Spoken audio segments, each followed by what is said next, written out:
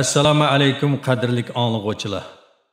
Misrlik yozuvchi Muhammad Ahmad Jadul Mavlaning Qur'ondagi qissalar nomli kitobini o'qishni davomlashtiramiz. Yunus alayhissalom butlar ko'langa tashlab turgan nodonlik va ko'p ilohlik hukm surgan jaholiyat ostidagi Ninavi degan joyda Yunus alayhissalom Allohga e'tiqod qilish mash'ilini yondirib birlik tug'ini ko'tardi. O jaholiyat ilikidagi kishilarga mundoq dedi. Sizlar obdanroq o'ylanib beqinglar, hamda butqa cho'qinmanglar. Butqa cho'qinish bilan shon sharifanglar oshmaydi. Sizlar bu dunyoda g'oyat katta bir ilohning borlig'ini ko'rsizlar. O e'tiqod qilishga arziydigan birdan-bir va mangulik ilohdir. O meni sizlarni hidoyatga boshlashga avatdi. Sizlarning qalbinglar nodonlik ilkida qolgan, ko'zinglar nodonlik chumpardisi bilan to'salgan. Kishilar qulqiga yoqmaydigan bu gaplarni anglab hayron qilishdi. Ular iloh to'g'risidagi bunday gapni anglabmi boqmagan edi. Kishilar ilgari o'z qatoridagi bir kishining amdilikda o'zlaridan yuz o'rganligini ko'rdi. Bu ular uchun cho'ng bir ish bo'ldi. Uning ustiga Yunus alayhissalomning o'zini elchi, yetakchi deb atag'anligimi kishilarning tishiga tegadi. Ular mundaq deyishadi. Sen nima deb o'ylayapsan? Bu butlarga cho'qinish bizga ota-bovularimizdan qolgan.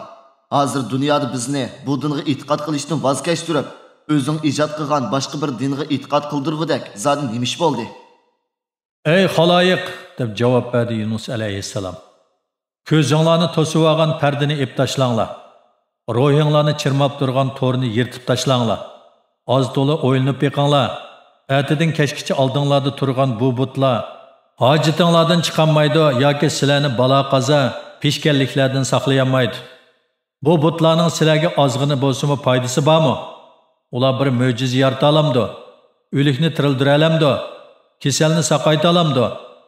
Adashqanlarni to'g'ri yo'lga boshlay olamdi. Biz ularni chekib tashlasak, asliga kela olamdi. Yana kelib, sizlar nima uchun men da'vat qilgan e'tiqodga qarshi turmoqchi bo'lasizlar? Bundaq e'tiqod sizlarning ishlaringlarni yaxshi yo'lga soladi. Hol ahvollaringlarni yaxshilaydi. Sizlarni to'g'ri yo'lga boshlaydi. Ilm ma'rifatni joriy qildirdi. Gunohni tugitadi. Sizlarni adolatsizlikka nafratlanadigan, tinchlikni qizg'in so'yadigan qiladi. Oranglarga tinchlik va ishonch urug'ini chachidi. Sizlarni kambag'allarga hesdashlik qilishga, ojiz yo'qsullarga yor yo'lakda bo'lishga, och qolganlarga oziq berishga, asirlarni qo'yib berishga ilhomlantirdi. Turmushinglarni bayashat, ishlaringlarni oson qiladi. Lekin ular Yunus alayhissalomga nodonlarcha javob berdi. Afsona gaplar bilan johillik qilib qarshilik ko'rsatdi. Ular mundaq deyishdi. Sen bizga o'xshash odam, bizning oramizdagi bir kishi. Bizdan farqlanadigan alohida yering yo'q. Shuni sen bizni o'zingga ergashtirish va itoat qildirish yo'lida tashviq qilishga urinma. To'li so'zlama, haddingdan eshib ketma. Yoki cheki yo'q quruq umidga berilib, kishilarga putlikashon bo'lib qolma. Men sizlarning muloyimlik va rahimdillik bo'lishinglarni umid qilaman, dedi Yunus alayhissalom. Men eng muvofiq usulda sizlar bilan munozirlashaman. E'tiqodimning qalbinglarda yildiz tortishini umid qilaman. Bunda qilmasanglar, men sizlarni shuningga ogohlantirmanki, sizlar keyingi oqibatinglardan bag'ansir yiqilishayotgan halokatdan ehtiyot qilinglar. Sizlar halok bo'lishning shapsini ko'rsizlar. Ular mundaq dedi. Yunus, biz sening chaqirqingga ovoz qo'shmaymiz. Sening quruq ter taraqlatishingdan qo'rqib ketmaymiz. Agar sen samimiy, haqiqiy inson bo'lsang, qani, qilgan gapingni amaliyotda ko'rsatib boqmamsan. Yunus alayhissalomning zodi taqat qilg'uvchiligi qolmadi. Uning chaqiriqlariga ular ishonmadi. U shuncha o'yg'atsimi, ular uyg'onishni xohlamadi. U munozir qilsa, ular quloq solmadi. U so'zlab hadi. Oxiri umidini uzib, ularni hidoyatga boshlashdan voz kechdi. U yana biroz sabr qilib davomli tashviq qilsa, ular Allohga e'tiqod qilishga ko'nishi yoki ularning orasidan ba'zilari pushaymon qilib, afv so'rab qilishi mumkin edi. Lekin Yunus alayhissalom ularni tashlab ketib, Allohdan ularga keskin hukm qilib, tegishli jazo berishni talab qildi. Oradan ko'p o'tmay Yunus alayhissalom Ninavidan nati yiroq bir joydan ularga kishini bearam qiladigan xabar yetkazdi. Yer jahonni qoplagan chang to'zon halokat shapsi bara-bara qistab keldi. Ular qattiq cho'chib aloqsadi bo'ldi. Qo'rqqandan chiroyida qon qonmadi. oxiri Yunus alayhissalomning aytganlarining haqiqat ekanligini bilishdi. Tabiiyki, ularni azob kulfatning ta'mini tetiydigan bo'ldi. Ad, Savmud qavmi va Nuh alayhissalomning davridagi kishilarning beshiga kelgani mana endi ularning beshiga keladigan bo'ldi. Ular oxiri Yunus alayhissalomning ilohiga iymon keltirib, Allohdan mag'firat tiladi. Ular tog' cho'qqilariga qechib chiqib oldi. Cho'nqur qumliq cho'l jaziralarga berilib qattiq azob tortdi. Nola faryod qildi. Onalar bilan balalar, ingan bilan bo'tloqlar, ser bilan mo'zaylar, sog'liq bilan qo'zilar tang nola qildi. Onalar vaqiraydi, to'gilab bo'zlaydi. Kalalar mo'rab, qo'y o'shkilar ma'raydi. Dal shu chog'da Alloh taolo ularga shafqat qo'lini uzatib, ularni jazolash uchun kelgan qora tutakni tarqitib etib, ularning tavba istig'forini qabul qildi. Chunki ularning niyati samimiy edi. E'tiqodimi qat'iy edi. Alloh taolo ularga beradigan jazoni kechirim qilib, azob kulfatni tugatdi. Kishilar butunlay o'z makonlariga qaytishdi. Ular Allohga ishonib xotirjam yashadi. Ular Yunus alayhissalomning Ninaviga qaytib kelib, elchi va payg'ambar bo'lishini, bu zot bilan birga yashashni orzu qilishdi. Lekin Yunus alayhissalom uy makonini tashlab, jahon kezib, oxiri dengiz bo'yiga yetib keldi. Dengiz bo'yida bir turkum kishilar kemaga chiqib, dengizdan o'tishga tayyorlanayotdi. Yunus alayhissalom ulardan o'zini kemaga elib olishni talab qildi. Ular uning talabiga xushal holda ma'qul bo'ldi hamda uni aziz mehmon qatorida kutdi.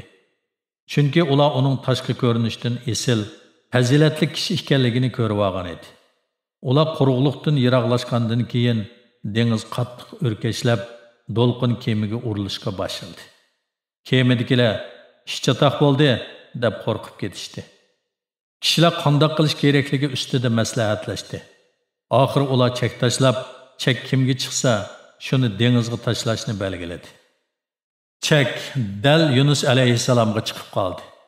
Lekin ular uningga hurmat qilish yuzasidan qayta chek elishni belgiladi. Valanki chek yanala Yunus alayhissalomga chiqib qoldi.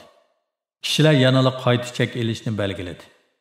Yunus alayhissalom sababsiz ish bo'lmaydiganligini, buning Allohning o'rinlashtirish ekanligini bildi va Allohdan ijozat bo'lishidan ilgari o'z qavmini tashlab qochmoqchi bo'lgan xatoligini tonidi-da, bir dilla dengizga sakrab, mavji urib turgan cheksiz do'lqin ichida bir cho'kib, bir laylab oxir g'oyib bo'ldi. Alloh taolo lahanga Yunus alayhissalomni qorniga yutib olib, yemaslikni amr qildi. Chunki u hurmatga sazovor payg'ambar edi. Alloh taolo uni lahangning qornida saqlab, qachon tavba qilsa, shu chog'ida chiqarmoqchi bo'ldi. Yunus alayhissalom lahangning qornida edi. Lahang ba'zida do'lqin yerib uzatdi. Ba'zida suv ostiga sho'ng'ib ketadi. Yunus alayhissalom lahangning qornida qattiq azoblanib, Allohdan panoh tilaydi va o'tkazgan gunohiga tavba qiladi. U qorong'u zulmat ichida unlik ovoz bilan: "Ey Alloh, sendan o'zga iloh yo'q. Sen yegonadirsan.